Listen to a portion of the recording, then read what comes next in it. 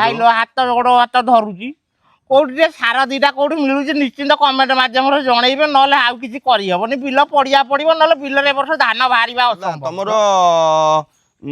କେଇ ଗୁଣ୍ଠୁ ଆଉ ସାର ପକେଇବ ଅଧା ନେଇ ଆସିବ ମୋ ଠାରୁ ଆଉ କଣ? ହଁ ମୋର 30 ଗୁଣ୍ଠୁ ଖଣ୍ଡେ ଅଛି ଅଧା ନେଇ ଆସିବ ଆଉ ମୁଁ ଅଧା ପକେଇଦେବି ତମେ ଆମର ହଳ ବୁଲା ବେଳେ ଯଦି ସାରଟା ପକେଇଥବ ଠିକ ଘର ମାନେ ଧରିବ ତାର ପଡିଛି ତ କାଦୁଅ ବେଳେ ସାରଟା ପକେଇଦେଲେ ବାବା ଦଉନୁ ଦେ ଦେ ଦେ ଦେ ଶୀଘ୍ର ତୁ ଲେଟ୍ କନା ବାପା ଦେଲୁ ଯୋଉ ଅବିଆ ସମସ୍ୟା ତୁ ମତେ ଦେଲୁ ମୁଁ ପଳେଇ ଯାଏ। କଣ ପଇସା ପତ୍ର ଦେବେ ନା?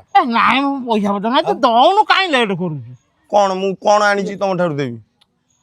ଆବେ ଦଉନୁ ତୁ ମାନେ କାଇଁ ମତେ କିଲିବିଲି କରୁଛୁ କହିଲୁ ଦେ ମୁଁ ବାପା ନେଇକି ପଳେଇ ଯାଇଦେଲୁ। କଣ କହୁନ? କଣ ଆବେ ସାରଟା ଦେ ମୁଁ ନେଇକି ଯାଏ ବିଲରେ ପକେଇ ମୋ ଗଛ ଫଛ ସାର କାଇଁ? ଆଉ ସାର କୋଉଠି ଅଛି କି? କଣ ସାର କାଇଁ କୋଉଠି କାଇଁ ମୁଁ ସାର ଫାର ବିଷୟରେ ଜାଣିନି ସାର ଦେଖ ଅଗିଣା ମିଳୁନାହିଁ ଯେତିକି ବିଲ ସେତିକି ମିଳୁଛି ତମକୁ କୋଉଠୁ ସାର କିଏ ଆଣିବ? ତୁ ମୁଁ ବା କାଲି ସନ୍ଧ୍ୟା ବେଳେ ଦେଖିଛୁ ତ ତମ କଳହର ଭିତରୁ ସମସ୍ତଙ୍କୁ ବାହା କରିକି ଦଉଥିଲୁ। ସିଏ ଆମର ରଖିଦେଲୁ ପକଉଛୁ। ଏବେ ତମର ରଖିଦେଲୁ କଣ ମୋର କଣ ବିଲ ପଡିଆ ପଡିବ ଏ ବର୍ଷ ଧାନ ହବ? ତମେ ପଇସା ଦବନି କିଛି ନାହିଁ ଟାଉଟର ଭଳିଆ ମୁଁ ଯୋଉ କଥା ହେଇଛି ବାହାରୁ ସାର ଆସିବ ଆଇଲେ ଦେବି। କଣ ବାହାରୁ ସାର ଆସିବ? କୋଉଠୁ ସାର ଆସିବ? କୋଉଠୁ ସେ ସାଡୁ ବାହାରୁ ଆମେରିକାରୁ ଆସିବ। କଣ ଆମେରିକାରୁ ଆସିବ? ଆବେ ତାକୁ ଆମେରିକାରୁ ଆଇଲା ବେଳକୁ ସାର ଏଠି 3 ମାସ ମୁଁ କଣ ପାଣି ନେଇକି ବିଲରେ ଢାଳିବି ସାର ପାଣି? ଆବେ 3 ମାସ ପରେ ବା ଧାନ ଆଡେ କଟା ହବଣି। ଆମର ସାର କଣ ହବ? ଆମେ କାଦୁଅରେ ପକେଇ ଦେଇଛୁ ସାର କଣ ହବ? ଆମେ କାଦୁଅରେ 3 କିଲି 4 କିଲି ମାରି ଦେଇଛୁ ଏକାଥରେ ଧାନ ଥୋର ବାହାରିବ ସାଙ୍ଗେ ସାଙ୍ଗେ। ନାଇଁ ବାପା ଦେ ତୁ କାଇଁ ଜମା ବିଦ୍ୟା ମୁଁ ଯାଉଛି ଇଏ ଗୋଟା କିଛି କରିଦେବି ତମେ ଯୋଉଠି ଯାଇଲ ତମେ ତମର ଯାଇକି ସାର ଆଣିନ ତମର ଏତେ ଉପର ଆଡେ ହାତ ଦେ ତୁ ଦେ ଛାଡ ଆଉ 10 ଟଙ୍କା ଲେଖା ପଛେ ଅଧିକା ଦେବି। ନାଇଁ ନାଇଁ ମତେ ତୁ କିଲି ବିଲି କହନା ବିଲ ହେଇ ମାନେ ଧାନ ବାହାରିବନି ଏ ବର୍ଷ ଆଉ ନ ବାହାରୁ ମୁଁ କଣ କରିବି?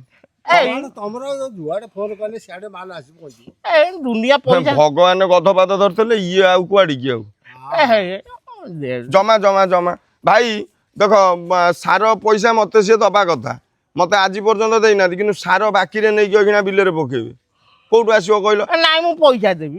ତମେ ଏଠି ତମର ଏତେ ଚିହ୍ନା ପରିଚୟ ଫେସବୁକ ରେ ଅଛନ୍ତି ତାଙ୍କୁ କହୁନ କିଏ ଯଦି ସାର କୋଉଠି ଥବ ଆଣିକି ଦେବେ ତମ ବିଲରେ ପକେଇବ। ହାତ ଗୋଡ଼ ହାତ ଧରୁଛି କୋଉଠି ଟିକେ ସାର ଦିଟା କୋଉଠି ମିଳୁଛି ନିଶ୍ଚିନ୍ତ କମେଣ୍ଟ ମାଧ୍ୟମରେ ଜଣେଇବେ ନହେଲେ ଆଉ କିଛି କରିହବନି ବିଲ ପଡ଼ିଆ ପଡ଼ିବ ନହେଲେ ବିଲରେ ଏ ବର୍ଷ ଧାନ ବାହାରିବା ଅସମ୍ଭବ।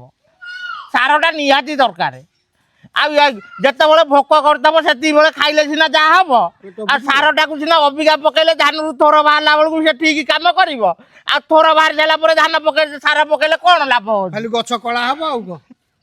ସେ ଗଛ କଳା ହେଇକି ମିଶିଲେ କାଟିବ ଭାଇ ନିଶ୍ଚିନ୍ତ